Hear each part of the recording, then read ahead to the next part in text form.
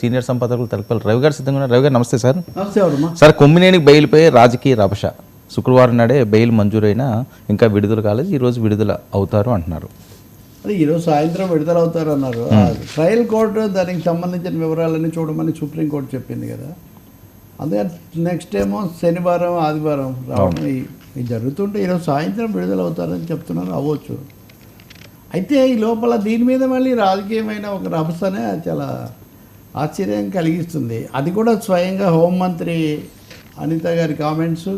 ఇటువైపునేమో ఆయన తరఫున కింది కోర్టులో వాదించినటువంటి మాజీ ఏఏజీ అడ్వకేట్ జనరల్ పొన్నవోలు ఆయన దాదాపు దీని మీద చాలా ఆగ్రహంగా మళ్ళీ అవసరమైన సుప్రీంకోర్టుకి వెళ్తామన్న స్థాయిలో బయట ఒకసారి విందామా సార్? ప్లే చేయండి. పెట్టారు. ఇదే కొమ్మినేని శ్రీనివాస్ అనే వ్యక్తికి సుప్రీంకోర్టులో కండిషనల్ బెయిల్ ఇచ్చారు.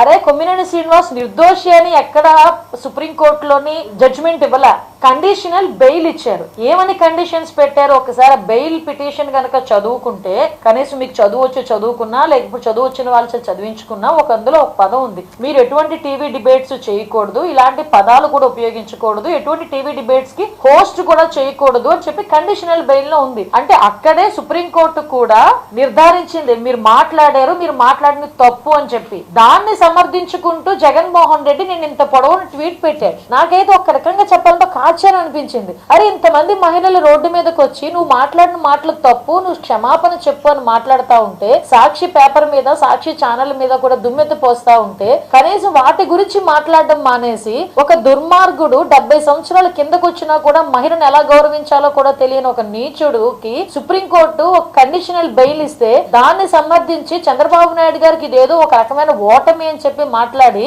ఒక ట్వీట్ పెట్టాడంటే జగన్మోహన్ రెడ్డికి మహిళల పట్ల ఉన్న గౌరవం ఎలాంటిదో మనందరం అర్థం చేసుకోవాలి. అరే ఈ రోజు వైఎస్ఆర్సీపీ మహిళా నాయకులందరూ కూడా కూర్చొని దాని మీద డిబేట్ పెట్టుకోండి. అసలు వేశ్యల రాజధాని ఎందుకు అనాల్సి వచ్చింది సాక్షి టీవీలోని, దాని మీద మీటింగ్ పెట్టుకుని దాని మీద ఒక కంక్లూజన్ వచ్చి జగన్మోహన్ రెడ్డి భారతిరెడ్డి ఇద్దరు కలిపి క్షమాపణ చెప్పాలి అని. ఇదే కొమ్మినేని శ్రీనివాస్ అనే వ్యక్తికి సుప్రీంకోర్టులో ఒకటి హోంమంత్రి గారు చెప్పే దాంట్లో మహిళల తరఫున గాయపడ్డారు, మీటింగ్ పెట్టుకోలేదు, అంతా ఓకే. నేను మొన్న కూడా చెప్పా, అసలు వీళ్ళు మహిళల గురించి ఎవరు మాట్లాడలేదు, వాళ్ళు వీళ్ళు కూడా. నేను దాని మీద ఒక వ్యాసం కూడా రాశా. భరించలేక మహిళల సమస్యను, సామాజిక సమస్యను రాజకీయ రాజధాని సమస్యగా చేశారు. ఆ సమయంలో నేను అన్నది అనివార్య చర్య అంటే ఈ రాష్ట్రంలో ఉన్న ద్వేషాలు ఒకరినొకరు అరెస్ట్ చేసుకోవడాలు చూసినప్పుడు కొమ్మినేని అరెస్ట్ చేస్తారు, తప్పనిసరిగా జరుగుతుంది. అదే అంతవరకే.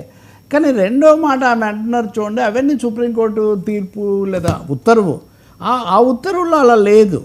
రెండో వైపున పొంగులేటి ఆయన ఎవరు ఆయన చెప్తున్నటువంటి సుధాకర్ రెడ్డి, పొన్నవోలు సుధాకర్ రెడ్డి చెప్తున్నంత ఏకపక్షంగా కూడా లేదు. బేసిక్గా చదువు రావడం రాపోవడం ఇవన్నీ పక్కన పెడదాము.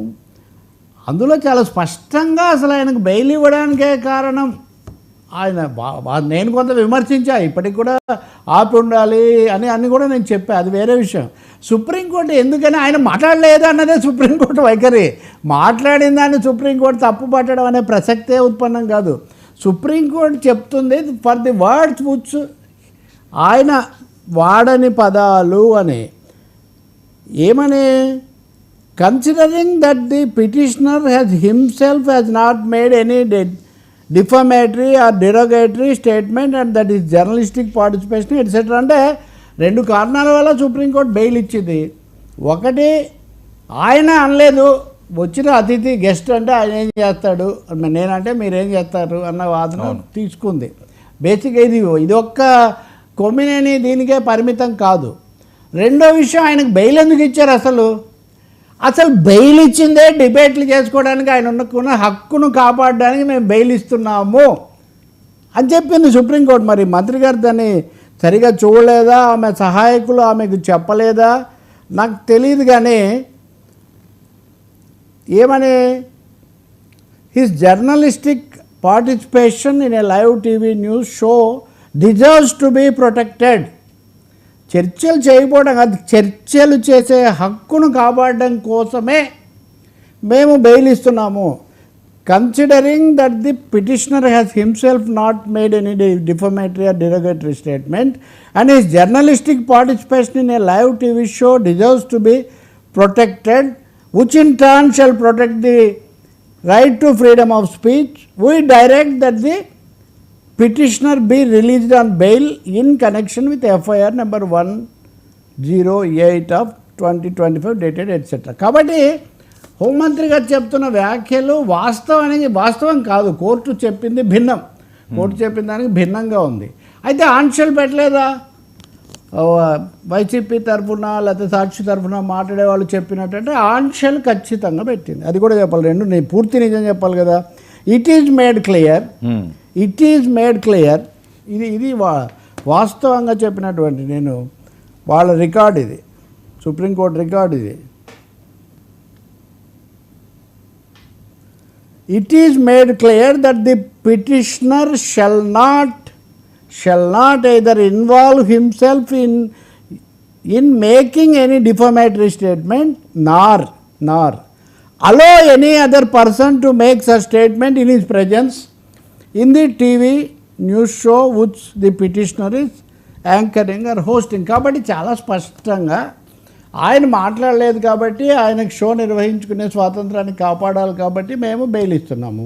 అయితే బెయిల్ ఇస్తున్నాం కాబట్టి దీనికేమి నిర్నిబంధమైంది కాదు. ఆయనకి మీదట ఇటువంటి షోలలో ఇలాంటి వ్యాఖ్యలు చేయకూడదు. ఓకే, మరొకరిని కూడా తన సమక్షంలో తను నిర్వహించే షోలో చేయడానికి అనుమతించకూడదు అని సుప్రీంకోర్టు ఇక్కడ బేసిక్గా జర్నలిస్టిక్ కోణం నుంచి వాళ్ళు చూశారు. రెండవది వీళ్ళ వాదనలో కూడా లోపం ఉంది. నవ్వడం ఒకటే సమస్య అయ్యేసరి దాని మీదే వాళ్ళు వ్యాసాలు అన్నీ రాస్తున్నారు. నవ్వితే తప్ప లేదా నవ్వితే ఒప్పుకున్నట్ట. ఒక జడ్జి గారు ఏమన్నారు, అరే ఏదైనా మరీ అసంబద్ధంగా పిచ్చిగా మాట్లాడితే నవ్వుతామయ్యా, నవ్వితే ఒప్పుకున్నట్ట. ఇంకా కాన్స్పిరసీ థియరీ కూడా పెట్టారు కదా. A2గా కొమ్మినేని మీద పెట్టిన ప్రధానమైన అంశం ఏమంటే బిగ్ కాన్స్పిరసీ ఉంది, ఇదంతా పెద్ద కుట్ర ప్రకారం చేశారు అన్నది. దాని మీద ఏం సుప్రీంకోర్టు నవ్వాడు కాబట్టి కుట్రలో భాగం అంటే ఎట్లా అని మాత్రం వాళ్ళు అన్నారు. మిగతా దాని జోలికి వాళ్ళు పోలేదు. నవ్వడమే కుట్రలో భాగం అవుతుందో ఇవన్నీ ట్రయల్ కోర్టులో విచారణ కొనసాగుతుంది. వాళ్ళు ఏం క్వాష్ చేయలేదు. గుర్తించాల్సింది ఏంటంటే ఓ జర్నలిస్టులుగా మీడియా వాళ్ళుగా మనం ఆయనకు రావడం మంచిది. ఎవరైనా కానీ మాట్లాడితే ఏం చేస్తారు, ఇట్లాంటివి ఉంటాయి. కానీ అసలు నీచుడు దుర్మార్గుడు అన్ని తిట్టాల్సిన అవసరం లేదు నిజానికి. మరి వాళ్ళు అలాగే గతంలో వాళ్ళ ప్రభుత్వం ఉన్నప్పుడు ఇలాగే అరెస్టులు చేశారు. ఇప్పుడు వీళ్ళు కూడా చేస్తున్నారు. ఇక ముందు కూడా మేము మిమ్మల్ని చేస్తామని బెదిరిస్తున్నారు. ఒక్కరిని కూడా వదిలిపెట్టేది లేదు అని. నాకు ఒకటే ఆశ్చర్యం, సుప్రీంకోర్టు బెయిల్ వచ్చిన తర్వాత దాన్ని ఆయన విడుదల చేసి మళ్ళీ దాన్ని సాగనిస్తే పోతుంది. కానీ వీళ్ళేమో స్వయంగా హోంమంత్రి గారు ఇలా మాట్లాడటం, అటువైపున వాళ్ళేమో మళ్ళీ సుప్రీంకోర్టుకి వెళ్తాం.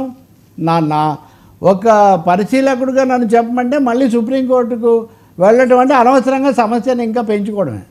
ఎందుకంటే ఏ వాదనలు ఎలా వస్తాయి, కొత్త వాదనలు ఏం తీసుకొస్తారు, కోర్టు ఎలాంటి స్టాండ్ తీసుకుంటుంది. మీరేం ఆంక్షలు పెట్టలేదని వాదించారనుకోండి, నేను ఇప్పుడు చదివి చెప్పింది చెప్తారు. మేము చాలా స్పష్టంగా చెప్పాం కదా, మీరు ఇట్లాంటివి చేయకూడదు, అలౌ చేయకూడదు. మరి మొదట తీర్పులో ఏమన్నారు, ఎవరో మాట్లాడితే సంబంధం ఏంటి అన్నారు.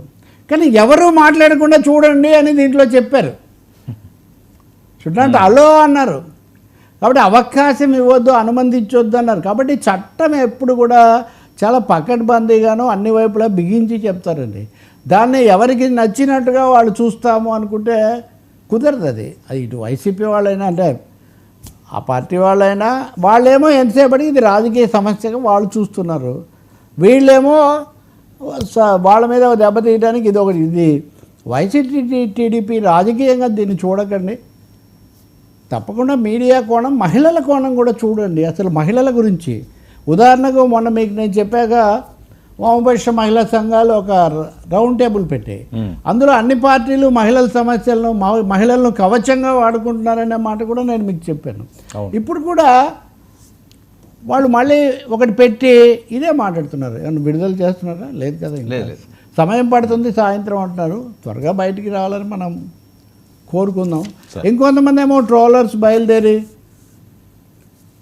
మీరు అట్టని మీరు ఇటని, అయ్యా మేము ఇటే ఉంటాం, మీరు అటున్నారు మీరు ఇటున్నారు అని తిట్టిపోయాల్సినటువంటి అవసరమేం లేదు. సమస్యను బట్టి జరిగిన పరిణామాలను బట్టి జరగకూడనివి జరిగితే ఏం చేయాలనేది ఒకటి. ఇక్కడ ఈ విధమైన అసభ్య భాషణం తప్పు. దాని మీద చర్య పరిమితంగా చట్టబద్ధంగా కాకుండా అరెస్ట్గా వెళ్ళారు. దాన్ని కోర్టు బెయిల్ ఇచ్చింది. ఏ1కి ఇవ్వలేదు కదా. ఇంకా ఉదాహరణకు ఏ1 తరఫున వీళ్ళు వాదించట్లేదు కూడా. అంటే ఎందుకైనా ఆ షోలో జరిగింది వాళ్ళు కూడా సమర్థించలేని అంశంగా ఉందని వాళ్ళు భావిస్తున్నారు. అటువంటిప్పుడు దానికి కొంచెం విచారం కూడా ఉండాలి కదా. సాంకేతికంగా నాకేం సంబంధం అన్నప్పటికీ అంటే ఇంకా ఆయనే చూసుకోవాలి. అదే ఆ భాగం పక్కన పెట్టి అంతే కదా, ఆయనే చూసుకోవాలి. ఆ భాగం పక్కన పెట్టేసి ఎంతసేపటికి కూడా ఇంకా this a war, YCP TDP war, దాంట్లో ఈయనకొక అన్నట్టుగా చూస్తే ఎలా కుదురుతుంది? సార్, పవన్ శిబిరంలో గుస్సా